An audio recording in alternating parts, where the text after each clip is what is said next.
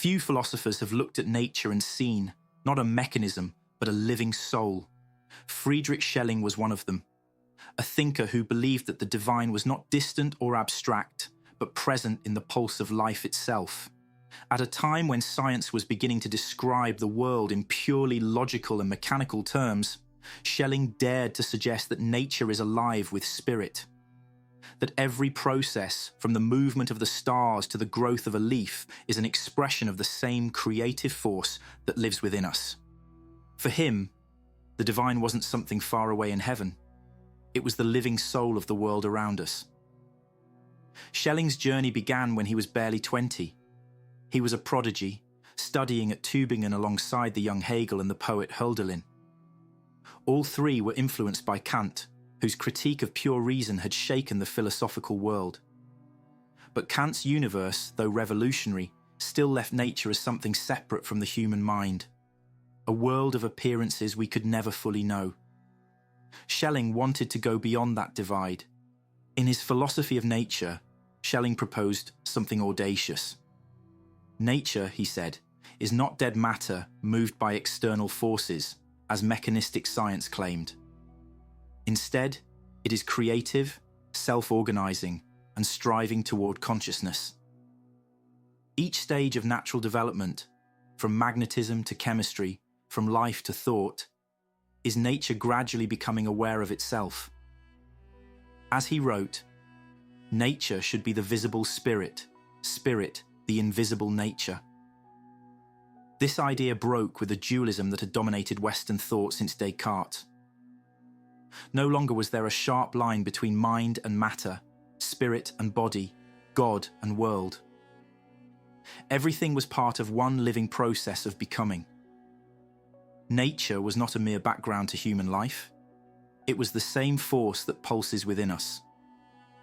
Schelling's vision resonated deeply with the Romantic movement. Poets like Wordsworth, Novalis, and Coleridge found in his philosophy a way to express the unity they felt between human imagination and the natural world. In his Ideas for a Philosophy of Nature, Schelling wrote that, "Nature lies before us as a poem, but in an unknown tongue. We must find the key to its meaning in our own spirit."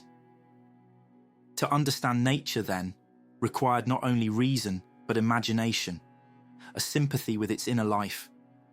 As mentioned earlier, for Schelling, the world was not a machine made of lifeless matter, but the self-expression of an inner intelligence, a cosmic soul unfolding through time.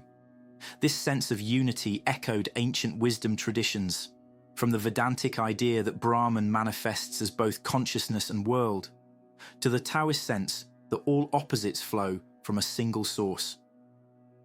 Schelling's philosophy reminds us that to know ourselves is, in a deeper sense, to know nature, for the same force that moves within the stars and the trees also moves within the human heart.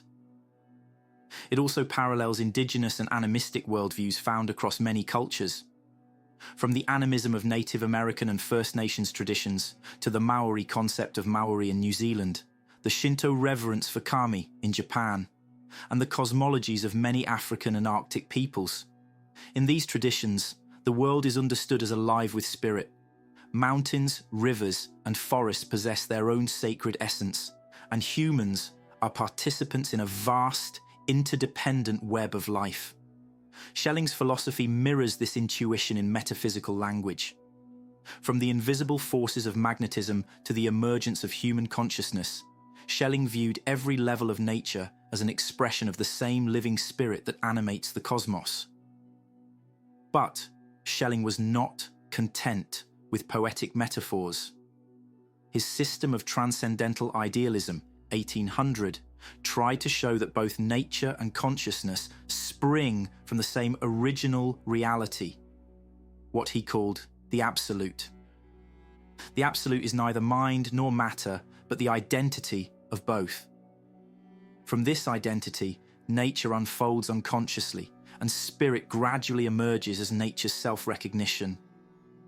Yet Schelling's thought did not stop there. After his early idealism, he began to feel that pure reason alone could not capture the fullness of being.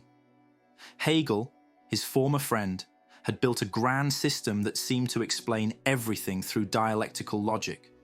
But Schelling came to see such systems as lifeless. Freedom, he said, cannot be explained through the concept of necessity, nor can a system of necessity produce freedom. True freedom, he believed, could not be deduced from reason. It must arise from a deeper living ground, a mysterious, irrational force that precedes thought itself. In his later work, The Ages of the World, Schelling described this ground as the dark foundation of being, the will before intellect, the yearning that gives rise to creation.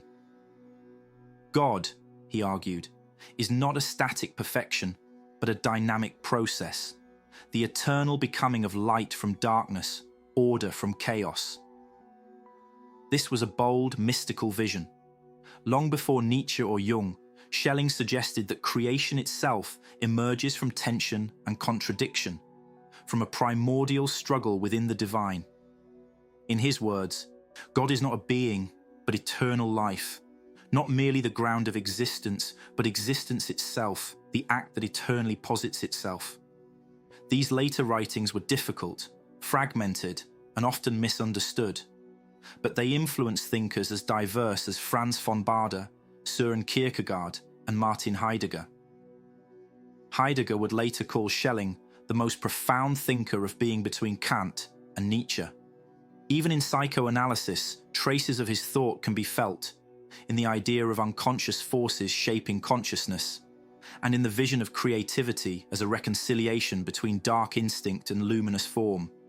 Schelling's ideas didn't vanish completely. More than a century later, they found new life in the psychology of Carl Gustav Jung. Jung saw in Schelling one of the first philosophers to treat the unconscious not as a void, but as a living, creative ground. In Psychological Types, Jung wrote that Schelling viewed the unconscious as a positive one, rich in meaning and purpose.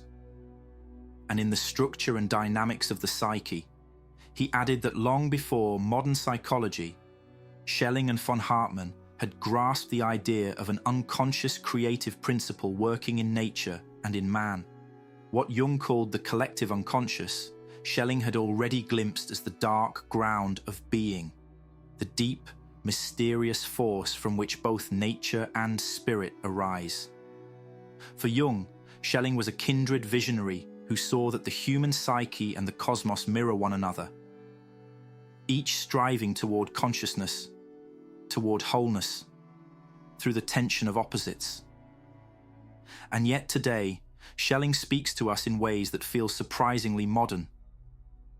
In an age of ecological crisis and technological abstraction, his call to see nature as living spirit, not as a mere resource, feels prophetic. His philosophy invites us to rediscover the sacred dimension of existence, to see that the mind and the world, the human and the natural, are not separate domains, but two aspects of the same unfolding reality. To understand Schelling is to be reminded that philosophy isn't just about logic or argument. It's about vision. A vision that restores the wonder of being alive in a world that is itself alive. Schelling may be a forgotten figure today, but his dream was timeless. That we might see the divine not in distant heavens, but in the living heart of nature itself. If you found value in this video, please hit the thumbs up button and subscribe. It really helps the channel. And join us on our journey of discovering ourselves, the world around us, and the greatest minds and ideas. Thank you very much for watching.